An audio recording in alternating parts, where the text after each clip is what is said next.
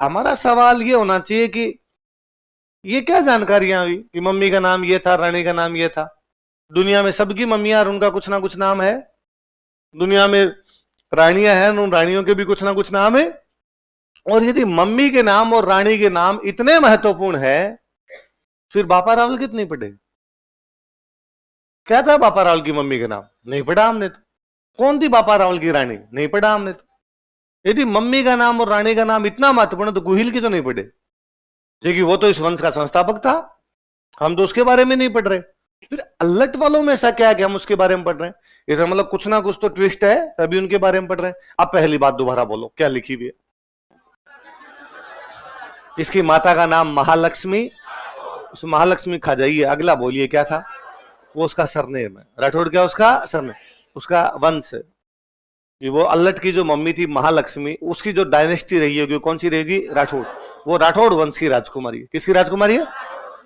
उसकी शादी भी होगी अल्लट के पिताजी के साथ, शादी हुई। अल्लट के पिताजी गोहिल वंश के हैं, एक राठौड़ वंश की राजकुमारी से क्या कर रहे हैं? शादी। इसमें भी क्या बड़ी बात है? सामान्य सी बात है, एक वंश का राजा दूसरे वंश में जाके शादी करेगा। सवाल यह है कब का अभिलेख? कौन से राजा के टाइम का? शक्ति कुमार। अल्लट के टाइम का अभिलेख मिला, वो कब का है? अभी अल्लट के टाइम का ऊपर एक अभिलेख देख रहे हम। सारणेश्वर प्रशस्ति कब की है? 953। अल्लट कब हुआ? लगभग 953 के आसपास। तो अल्लट के पिताजी तो 20 साल और पीछे जाओ, तो अल्लट के पिताजी लगभग कब रहेंगे? 933 के आसपास। मतलब 933 के आसपास अल्लट के पिताजी की रानी जो है उसका नाम क्या है? महालक्ष्मी राठौड़। इसका मतलब 933 के आसपास राठौड़ों की राजकुमारी शादी कर रहा है। उस टाइम राजस्थान में राठौड़ थे ही नहीं। राजस्थान में राठौड़ों के बारे में यह माना जाता है कि 1240 में आए थे। कब आए थे? आगे हम पूरी राठौड़, कल मैंने डायनेस्टी लिखवाई, राठौड़ डायनेस्टी। राठौड़ डायनेस्टी वाले जो राठौड़ है उनके बारे में कहा जाता है कब आए थे? 1200। ये कौन थे? ये कहां के थे? यदि 1240 में आए थे तो भी 300 साल पहले मेवाड़ का एक राजा जिस राठौड़ राजकुमारी से शादी कर रहा है, वो राठौड़ कौन है? वो राठौड़ कहां के हैं? हिस्ट्री के पास कई सालों तक इसके कोई जवाब नहीं थे कौन भाई साहब ये? फिर हिस्ट्री को एक अभिलेख मिला, पाली में एक जगह पड़ती है हस्ती कुंडी। कौन सी जगह है? वहां से एक अभिलेख मिलता है 997 ईस्वी का। कब का अभिलेख है? और उसमें एक राजा का नाम है धवल राठौड़। क्या नाम है? तो लोगों ने कहा यार ये तो पूरा अभिलेख है इस आदमी, और बंदा बड़ा गजब आदमी है। तो कह रहा भाई साहब ये आबू में कोई राजा है और गुजरात वालों ने अटैक कर दिया, मेरे पास भाग के है, मैंने बचाया उसको। वो कहता है मेवाड़ वाला शक्ति कुमार, नाम ही शक्ति कुमार है, कोई शक्ति नहीं है इसमें, और ये मालवा वालों ने अटैक कर दिया, भाग के मेरे पास आया, मैंने बचाया उसको। अब यदि धवल राठौड़ दूसरे लोगों को बचा रहा है, कुछ तो ताकतवर रहा होगा। तो हमने कहा इसका मतलब किसी टाइम इस पाली में हस्ती कुंडी नाम की जगह पे अभिलेख है, इसका मतलब हस्ती कुंडी नाम की जगह पर राठौड़ रहते हैं। तो वो जो राजा है, जिस राजा की जानकारी मिल रही है उसका नाम है धवल राठौड़। क्या नाम है? क्या पता उसकी बुआ महालक्ष्मी राठौड़ हो। उदयपुर से पाली शादी करने की कोई बड़ी बात नहीं। उदयपुर का राजा आया और पाली शादी करके चला गया। तो अल्लट के पिताजी उदयपुर के राजा है, आहड़ के नागदा के राजा है, वो पाली है और शादी करके चले गए। ठीक है, मान लिया कि 997 के आसपास में और एक राठौड़ का अभिलेख मिलता, धवल राठौड़, और वो कहता है मेरे से पहले मेरे पिताजी थे, उससे पहले दादाजी थे, उससे पहले परदादा जी थे, 4-5 के नाम और बताता है। इसका मतलब पाली के आसपास राठौड़ थे। फिर कहां चले गए? क्योंकि अब जितने हैं वो तो कह रहे हैं हम तो 1240 में आए थे, तो कहां चले गए वो? हिस्ट्री के पास अभी तक कोई जवाब नहीं है कि इस 997 से लेकर 1240 के बीच में उन राठौड़ों का क्या इतिहास है। हमारे पास ऐसी कोई भी जानकारी, और ये जानकारी है कि 997 के आसपास तो है। क्या जानकारी तुम्हारे पास कैसे है कि साहब एक तो पाली में पूरा अभिलेख ही मिला उनका हस्ती कुंडी, और क्या जानकारी है कि साहब मेवाड़ के एक राजा की रानी का नाम महालक्ष्मी राठौड़ है।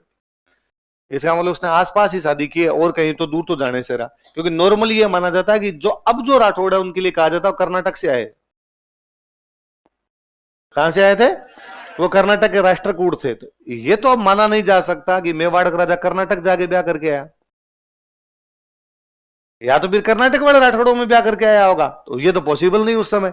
फिर नजदीक किया होगा, नजदीक किया होगा तो कहां किया होगा? पाली किया होगा। तो ये बड़ी गजब जानकारी है कि अल्लट की मम्मी कौन है? अरे बात समझे, इसलिए हम पढ़ते हैं यार ये अलग चीज मिल रही है। उस समय तक राठौड़ थे नहीं, और यदि थे तो उनके बारे में अब हमारे पास कोई जानकारियां, थोड़ी बहुत जानकारियां, तो थोड़ी बहुत जानकारियां पढ़ने लायक हो जाती है फिर। तो वो एक जानकारी है कि अल्लट की मम्मी का नाम क्या था।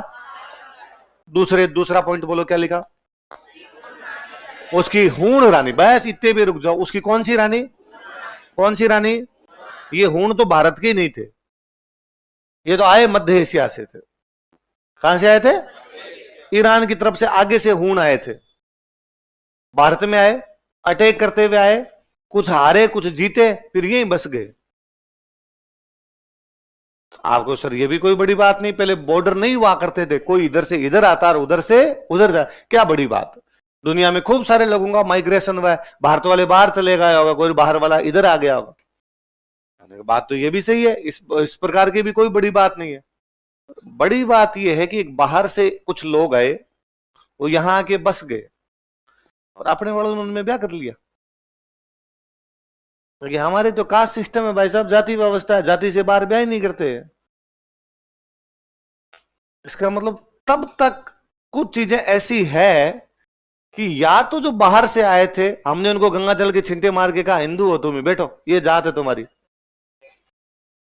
इसका मतलब लोगों को स्वीकार करने की तब तक व्यवस्था थी कि बाहर से भी आए और यदि हमारी परंपरा को अपना ले तो यहां रह जाए। इसका मतलब हूण बाहर से आए थे, हमारे यहां के बस गए, और हमारे राजा महाराजा उन्होंने शादियां ब्याह और करने शुरू कर दिए। इसलिए अल्लट हमारे जाके एक हूण राजकुमारी से शादी कर रहा है। हूण राजकुमारी का नाम क्या है, और वो वहां पर एक गांव बसा रही है, गांव का नाम क्या है ना। ये भारतीय संस्कृति के एक गुण बताता है कि भारतीय संस्कृति ने बाहर से आने वाले लोगों को अपने में मिला लिया। शक बाहर से आए, कुषाण बाहर से आए, हूण बाहर से आए। क्या आज भारत में आप किसी व्यक्ति को देख के कह सकते हो भाई साहब तुम्हें देख के मुझे शक है कि तुम शक हो। किसी व्यक्ति को देख कह सकते हो कि यार तुम कुषाण क्यों लग रहे हो मुझे थोड़े थोड़े। या किसी लड़की को देख के आप कहोगे ये हूण है पक्की पक्की, हरिया देवी भी ऐसी ही रही होगी, नहीं कह सकते ना। मिल गए, सब के सब हमारे अंदर ही मिल गए। आत्मसातीकरण क्या बोलते हैं, एडप्टेशन। भारतीय संस्कृति एडप्ट करती है, चीजों को अपने आप में मिलाती है। दुनिया की वे सिविलाइजेशन, वे सभ्यताएं जिनमें एडप्टेशन था, जिनमें आत्मसातीकरण था, वो जिंदा है। वे सभ्यताएं जो रिजिड थी, जो कठोर थी, जो बाहरी चीजों को स्वीकार नहीं कर पाई, समाप्त हो गई। इसलिए गाने की किसी की लाइन है कि यूनान मिस्र रोमा सब मिट गए जहां से, कुछ बात है कि हस्ती मिटती नहीं है हमारी। यूनान मतलब ग्रीस, इतनी बड़ी सभ्यता थी और सिकंदर इतना बड़ा राजा हुआ उनका, पूरी दुनिया जीतने निकला था कभी, वो पता ही नहीं यार उनकी सभ्यता का, खत्म ही हो गई सब कुछ। मिस्र जिन्होंने इतने बड़े बड़े पिरामिड बना दिए, इजिप्ट देश है, ये जो पिरामिड बनाए, मरने के बाद में भी पिरामिड के पिरामिड बना गए। अब तो वहां पर ऐसा कुछ भी नहीं है कि कोई पिरामिड बनाना जानता है, उनके बारे में जानता हूं। और रोमन, पूरा रोमन एम्पायर खड़ा था उन लोगों का, समाप्त हो गया। हम अभी तक वैसे के वैसे पड़े। आज के 5000 साल पहले सिंधु घटी सभ्यता में हम पीपल की पूजा कर रहे थे, आज भी कर रहे हैं। आज के 5000 साल पहले उस सिंधु घटी सभ्यता में सांपों की पूजा कर रहे थे, आज भी कर रहे हैं। आज के 5000 साल पहले उन वेदों के अंदर गाय को पूज्य बताया गया, आज दिन तक गाय माता है। उनमें हमारे बैलों की मूर्तियां मिलती है, आज भी गांव में सांड मर जाए, बैल मर जाए, हम मूर्तियां लगा देते हैं उनकी। सभ्यता चेंज नहीं हुई, फ्लेक्सिबल थी। बाहर से आने वाली चीजों को स्वीकार किया, उनको हमारे जैसा बनाया, थोड़ी उनकी बातें स्वीकार की, रेडी। कहते हूण बाहर से आए थे, और हूण शिव जी के भक्त थे। उन दिनों सनातन का प्रसार बाहर तक था। आज हम कहते हैं भाई हिंदू धर्म का है, तो आप कह दोगे सर भारत के अंदर है। और 1947 से पहले तो पाकिस्तान में भी था, तब बाउंड्रियां नहीं थी भाई साहब। उससे पहले तो अफगानिस्तान में भी था, उससे पहले तो ईरान वाले भी मानते होंगे। हूणों का जो मुख्य नारा था वो था हर हर महादेव। कौन सा था, ये हर हर महादेव का नारा ही भारत में हूण लाए। हूण जहां भी आक्रमण करने के लिए जाते वहां जोर जोर से नारे लगाते हर हर महादेव। हूणों ने शिव जी के मंदिर बनवाए, हम खूब आगे पढ़ेंगे कि हूणों ने ये शिव जी का मंदिर बनाया, वो शिव जी का मंदिर बनाया। तो हूण किसके भक्त है। मेवाड़ वाले गोहिल अपने आप को किसका दीवान मानते हैं, एकलिंग जी किसको कहते हैं। हूण भी शिव जी के भक्त, गोहिल भी शिव जी के भक्त, अल्लट भी शिव जी का भक्त, हरिया देवी भी शिव जी के भक्त। क्या दोनों ने मिलकर शिव जी की भक्ति कर लेते हैं? तो अल्लट ने किससे शादी की है? कौन सा गांव बचा है? हर्ष का मतलब शिव होता है। शिव जी का दूसरा नाम, मैं शिव जी के भक्त हूं इसलिए नाम क्या रखा जाए? मुझे तो और लगता है कि इसका नाम भी हमने हरिया देवी कर दिया, इसका नाम हर्षिता रहा होगा। तो हर्षिता ने हर्षपुर बसाया है। अपने जब अल्लट को आलू रावल कर सकते हैं तो हर्षिता हरिया देवी होगी। हमारे नाम बदलते बदलते बदल गए होंगे, पर दोनों चीजें बताती है कि राजस्थान में राठौड़ नहीं थे, अल्लट की मम्मी राठौड़ है। हूण बाहर से आए थे और अल्लट की रानी क्या है? तो मेवाड़ वालों का विदेशी संबंध स्थापित करने हैं भाई साहब अपने को। बाहर से आए हो पर यदि वो यहां बस गए हो, हमारी सभ्यता में मिल गए तो उनमें शादी ब्याह कर लीजिए।